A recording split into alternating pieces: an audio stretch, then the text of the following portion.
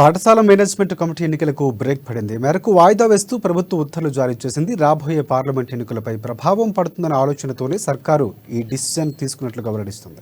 ఇప్పటికే పాత కమిటీలు రద్దు చేయడం మూలంగా గ్రాంట్ వినియోగానికి అవస్థలు తప్పటం లేదు. ఇలాంటి పరిస్థితుల్లో కొత్త కమిటీలకు ఎప్పుడు మోక్షం లభిస్తుందో అన్న అభిప్రాయం కూడా వ్యక్తమవుతుంది. సుదీర్ఘకాలం తర్వాత సర్కారు బడుల్లో స్కూల్ మేనేజ్మెంట్ కమిటీ ఎన్నికలు నిర్వహించేందుకు ప్రభుత్వం ఇటీవలే షెడ్యూల్ విడుదల చేసి అర్ధాంతరంగా నిలిపివేయడం ఇప్పుడు చర్చనీయాంశంగా మారింది.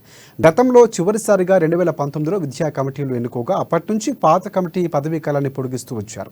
కొత్త ప్రభుత్వం కొలువుదీరిన తర్వాత ఎన్నికల నిర్వహణకు షెడ్యూల్ విడుదల ప్రకటించింది. మళ్లీ ఉన్న ఫలంగా నిలిపివేస్తూ ఉత్తర్వులు జారీ చేసింది.